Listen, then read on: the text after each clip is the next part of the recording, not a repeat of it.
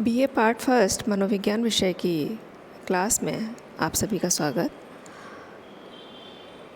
आज का हमारा टॉपिक है ट्रेट एंड टाइप थ्योरी या शील गुण एवं प्रकार सिद्धांत, जो व्यक्तित्व से संबंधित है।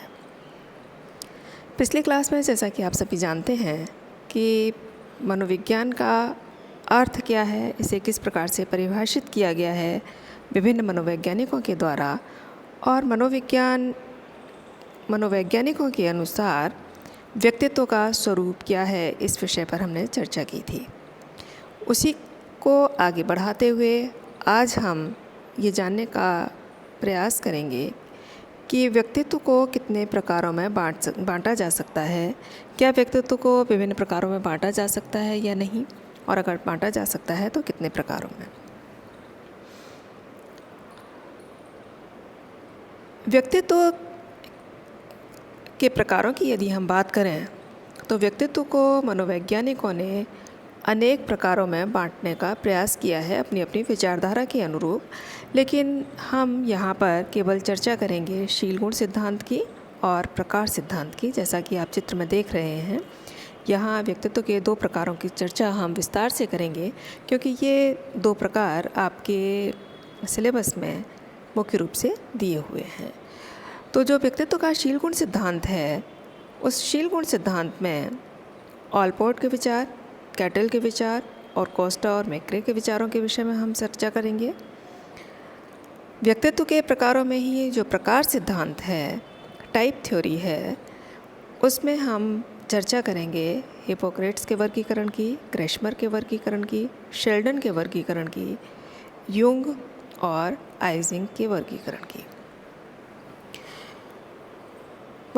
मनोवैज्ञानिकों के अनुसार यदि हम व्यक्तित्व की बात करते हैं तो पहले हम लेकर के चलते हैं यहाँ पर व्यक्तित्व के शील गुणों को, कि शील गुण से क्या तात्पर्य है। जैसा कि मैंने अभी आपको बताया कि व्यक्तित्व को हम दो प्रकारों में मुख्य रूप से बांट सकते हैं, जिनकी हम चर्चा कर रहे हैं यहाँ पर, शील गुण सिद्धांत और प्रकार सिद्धांत। यहाँ हम पहले लेते हैं शील गुण सिद्धांत को और इसके विषय में चर्चा करते हैं कि व्यक्तित्व के शील गुण से हमारा क्या तात्पर्य है। व्यक्तित्व की संरचना की यदि हम बात करें तो व्यक्तित्व की संरचना या स्ट्रक्चर ऑफ पर्सनैलिटी अनेक प्रकार के शील गुणों से मिलकर होती है। शील गुण व्यक्ति के व्यक्तित्व का एक तरह से केंद्र है, या आत्म प्रत्यय, या जिसे सेल्फ कंसेप्ट कह सकते हैं, इससे महत्वपूर्ण ढंग से संबंधित होते हैं। व्यक्तित्व के शील गुणों का मुख्य कार्य छोटी आदतों, अभिवृत्तियों और कौशलों को बड़े विचारों, भावनाओं और कार्य प्रतिमानों से एकीकृत करना होता है। इसको एकीकृत करने के पीछे जो उद्देश्य होता है वो ये है कि जिससे जीवन की विभिन्न परिस्थितियों में व्यक्ति को समायोजन करने में दिशा प्राप्त होती है और इस दिशा के अनुरूप व्यक्ति कार्य करता है। इस विषय में और चर्चा करने से पहले हमारे लिए यह जानना आवश्यक है कि शील गुणों का अर्थ क्या है। शील गुण की कुछ प्रमुख परिभाषाओं को हम यहाँ ले लेते हैं, जिससे कि शील गुण के विषय में स्पष्ट हो सके कि उसे किस प्रकार से परिभाषित किया जा सकता है। यहाँ परिभाषाएं मैंने बाइलिंगुअल दी हैं, हिंदी में भी दी हैं और इंग्लिश में भी दी हैं, जिससे कि कोई विद्यार्थी आप लोगों में से यदि इंग्लिश में उसको समझना चाहे या जानना चाहे तो उसे समझ सकता है। पहली परिभाषा है क्रच और क्रचफील्ड की, जो उन्होंने 1958 में दी। उसके अनुसार व्यक्तित्व शील गुण व्यक्ति की एक स्थायी विशेषता है। क्या है? शील गुणों से तात्पर्य ट्रेट से मतलब यहाँ पर व्यक्ति की एक स्थायी विशेषता से है, जिसके द्वारा विभिन्न दशाओं में लगभग एक सा व्यवहार होता है। ये विशेषताएं क्या हैं? ये विशेषताएं वो हैं जो व्यक्ति को किसी भी वातावरण में एक प्रकार का व्यवहार करने के लिए प्रेरित करती हैं। इसी को हम इंग्लिश में भी समझ सकते हैं कि a trait is the main characteristic of personality by which behaviour becomes as such in different conditions. तो ये विशेषताएं शील गुण से तात्पर्य क्या है? शील गुण से तात्पर्य व्यक्ति की उन विशेषताओं से है और उन स्थायी विशेषताओं से है जो व्यक्ति को विभिन्न परिस्थितियों में एक प्रकार का व्यवहार करने के लिए प्रेरित करती हैं। दूसरी परिभाषा है एटकिंसन और उसके साथियों की, जो उन्होंने 1983 में दी। इनके अनुसार शील गुण से तात्पर्य एक ऐसी विशेषता से होता है जो एक व्यक्ति से दूसरे व्यक्ति में सापेक्ष रूप से स्थायी और संगत ढंग से भिन्न होती हैं। यदि हम इस परिभाषा को लें तो हम पहले इसको इंग्लिश में भी देख लेते हैं। का trait refers to any characteristic that differ from person to person in relatively permanent and consistent way. इस परिभाषा को अगर हम विश्लेषित करें तो यहाँ स्पष्ट हो जाता है कि शील गुण से तात्पर्य उस प्रकार की विशेषता से होता है जो व्यक्तियों में भिन्न भिन्न होती हैं, भिन्न भिन्न रूप में पाई जाती हैं, लेकिन ये जो भिन्नता है वो स्थायी रूप से देखने में आती है। और स्थायित्व इसमें इस रूप में होता है कि ये हमें निरंतर स्थायित्व जो विशेषता है ये हमें निरंतर अन्य व्यक्तियों से भिन्न करती है या हमें भिन्न भिन्न प्रदर्शित करती है विभिन्न व्यक्तियों के संदर्भ में।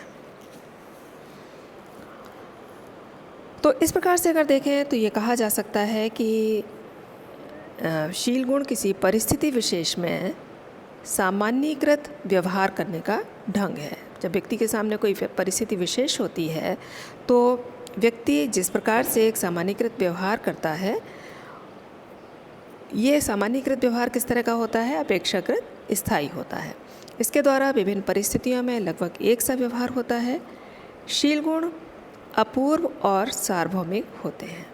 जब हम ट्रेट्स की बात करते हैं तो ये यूनिक होते हैं और यूनिक होने के साथ ही सार्वभौमिक भी होते हैं।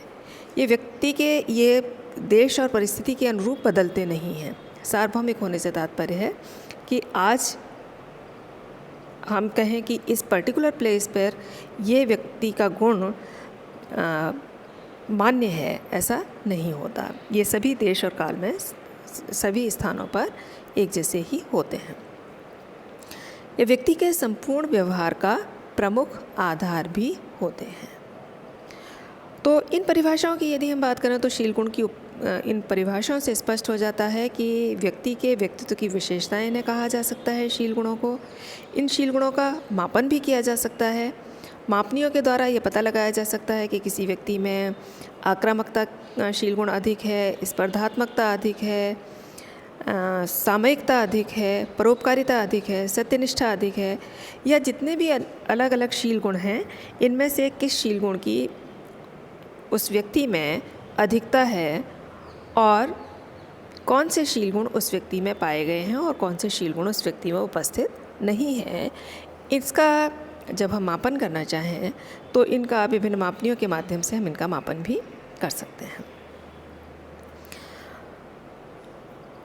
अब यहाँ हम सबसे पहले लेते हैं शील गुणों के संदर्भ में ऑलपोर्ट का विचार कि ऑलपोर्ट शील गुणों के संदर्भ में क्या कहते हैं।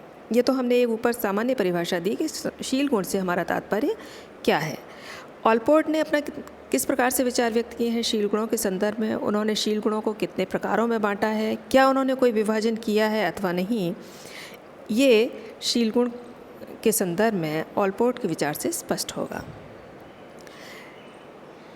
ऑलपोर्ट ने अपने विचार ये 1937 में दिए और यदि हम इन विचारों को देखें तो ऑलपोर्ट का कहना था, इन्होंने अपने अध्ययन में ये बताने का प्रयास किया कि कुल मिलाकर के यदि हम शील गुणों की बात करें तो शील गुणों की संख्या 17,953 हो सकती है और इन्हें नामांकित किया जा सकता है।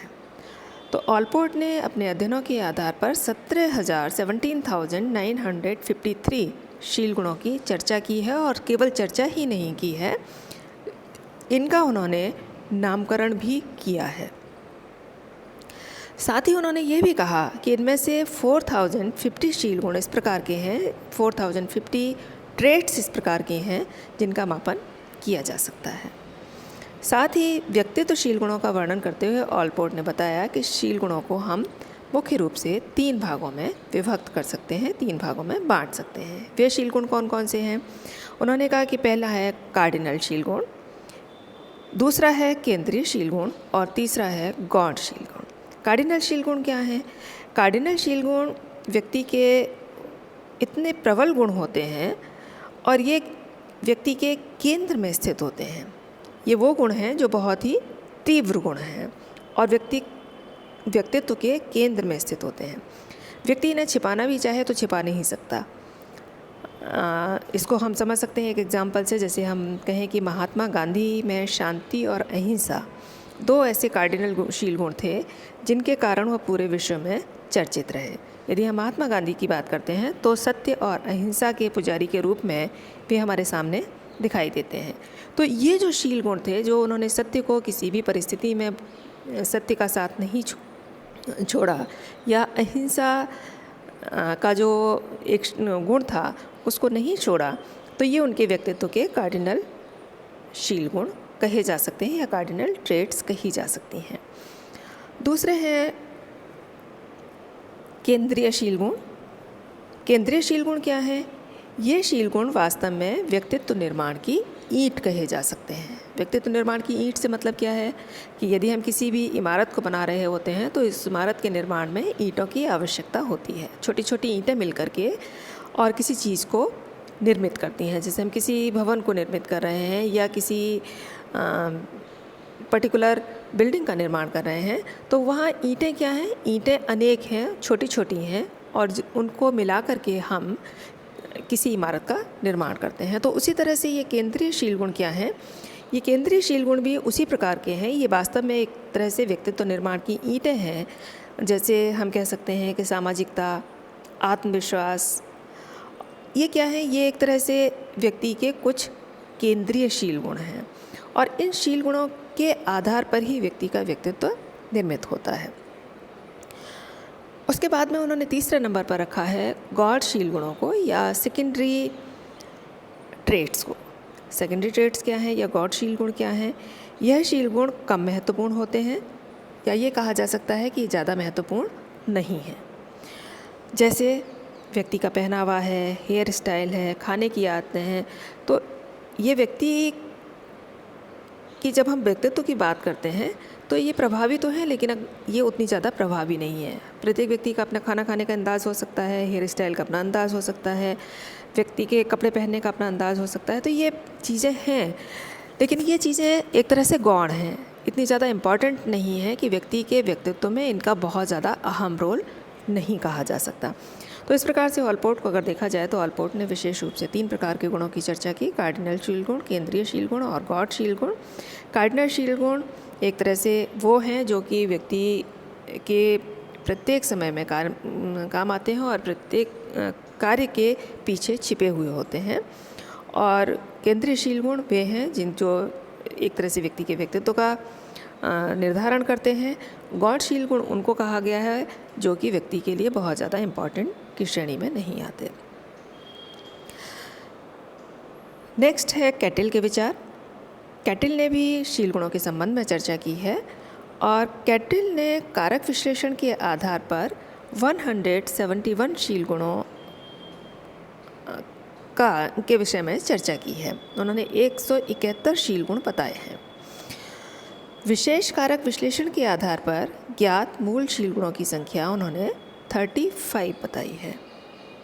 तो विशेष शील गुण कितने हो गए? विशेष शील गुण हो गए 35, जबकि उन्होंने कारक विश्लेषण के आधार पर 171 शील गुणों के विषय में चर्चा की है।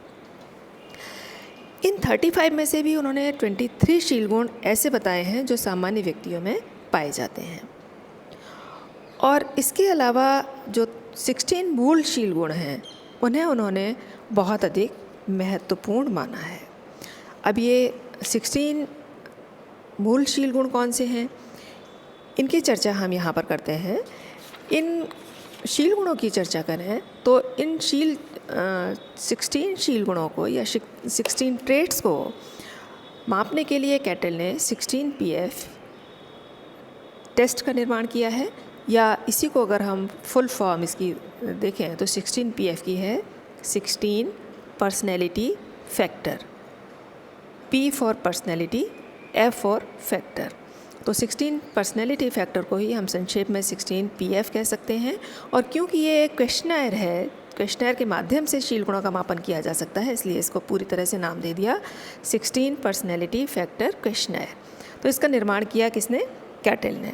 तो कैटल ने मुख्य रूप से जो शील गुणों के विषय में चर्चा की, तो उन्होंने इन 16 शील गुणों की बात की। इन 16 शील गुणों को उन्होंने द्विध्रुवीय कहा। द्विध्रुवीय से क्या तात्पर्य है? बाइपोलर से क्या तात्पर्य है? बाइपोलर से तात्पर्य है कि यदि हम एक रेखा के रूप में इन्हें लें तो एक रेखा के एक छोर पर अगर एक प्रकार का गुण होगा तो दूसरी रेखा के दूसरे छोर पर दूसरे प्रकार का गुण होगा। यानी एक तरह से कहा जा सकता है कि ये विपरीतार्थक हैं, विपरीत अर्थ वाले हैं या एक दूसरे से विपरीत हैं। एक छोर पर अगर एक प्रकार का पॉजिटिव गुण कहा जा सकता है, या हम अगर उसे पॉजिटिव कहें तो दूसरे छोर पर ये वो होगा जो उसके विपरीत है या उससे भिन्न है। यहाँ आगे कैटल के प्रमुख जो 16 शील गुण हैं, मूल शील गुण जिन्होंने नाम दिया है जो उन्होंने, इनकी पूरी लिस्ट यहाँ सामने दी हुई है। इन्होंने ABCD इस तरह से फैक्टर्स के आधार पर इन्हें बताने का प्रयास किया है। और यहाँ अगर आप देखेंगे तो ये total Q1, Q2, Q3, Q4 तक 16 हैं। तो A से लेकर के Q4 तक अगर आप देखेंगे तो ये टोटल 16 फैक्टर्स हैं। और इन 16 फैक्टर्स को उन्होंने लो स्कोर्स, प्रारंभ में इसमें लो स्कोर्स का क्लासिफिकेशन किस प्रकार से होगा इसको दिया हुआ है, और बाद में इन्होंने दिया है कि इन्हीं के आधार पर हाई स्कोर्स का क्लासिफिकेशन किस प्रकार का होगा। तो उन्होंने लो और हाई के आधार पर बताया है। इन्होंने कहा कि पहला है रिजर्व्ड। अगर पहला फैक्टर रिजर्व्ड मीन्स संकोची व्यवहार को या इस तरह के व्यवहार को प्रदर्शित करता है जिसमें व्यक्ति अपने तक ही अपनी भावनाओं को संचित रखता है, दूसरों से बहुत ज़्यादा नहीं बताता है, तो इसके दूसरे छोर पर हम आउटगोइंग या बाह्यगामी व्यक्तित्व विशेषताओं की बात करेंगे।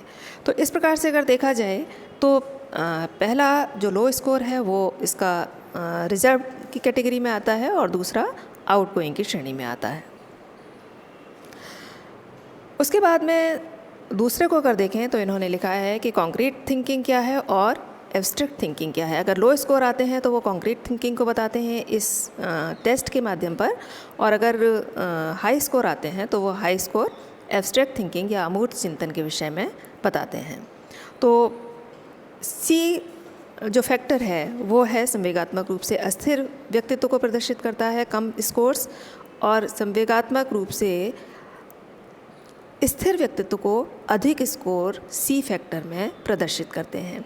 ये विशेष रूप से वे फैक्टर्स हैं जो उनकी मापनी के माध्यम से मापे जा सकते हैं। यदि उस फैक्टर पर जिस व्यक्ति के व्यक्तित्व का मापन किया जा रहा है, किसी भी फैक्टर पर जिनको कोड नेम दिए हुए हैं, उस फैक्टर पर यदि व्यक्ति ने लो स्कोर प्राप्त किए हैं तो उसकी विशेषताएं होंगी संचयी, मूर्त चिंतन, संवेगात्मक रूप से अस्थिर, विनम्र, संचयी, स्वार्थ साधक, इस प्रकार की होंगी। और हाई स्कोर्स पर बाह्यगामी, अमूर्त चिंतन, संवेगात्मक रूप से स्थिर, आग्रही, जो हाई स्कोर्स वाले उसमें डिस्क्रिप्शन दिया हुआ है, उस प्रकार की विशेषताएं आएंगी। तो इस परीक्षण के माध्यम से इन 16 मूल शील गुणों का मापन किया जा सकता है। और इस मापनी में दोनों ही प्रकार के प्राप्तांकों को डिस्क्राइब किया हुआ है कि उच्च प्राप्तांक किसको शो करेंगे और निम्न प्राप्तांक किस प्रकार के व्यक्तित्व की विशेषता को प्रदर्शित करेंगे। कैटल ने शील गुणों को मुख्यतः 2 भागों में बांटा। वे कौन से शील गुण हैं प्रकार? पहला उन्होंने कहा कि सतही शील गुण हैं, और दूसरे प्रकार को उन्होंने कहा कि ये मूल या स्रोतशील गुण हैं। या पहले को कहा जा सकता है सरफेस ट्रेट्स और दूसरे को कहा जा सकता है सोर्स ट्रेट्स। सतही शील गुण से तात्पर्य क्या है? सतही शील गुण से तात्पर्य है कि यह शील गुण व्यक्तित्व की ऊपरी सतह या परिधि पर स्थित होते हैं। परिधि से तात्पर्य है सतह पर स्थित होना।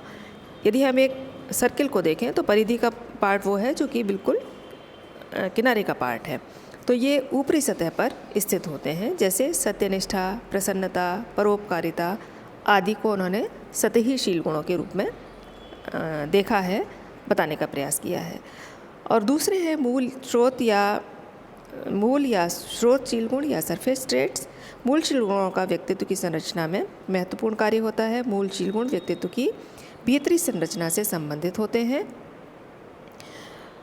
और इनकी जानकारी हमें तब होती है जब हम सतही शील गुणों को एक साथ मिलाते हैं। जैसे सामुदायिकता, निस्वार्थता और हास्य सतही शील गुण हैं।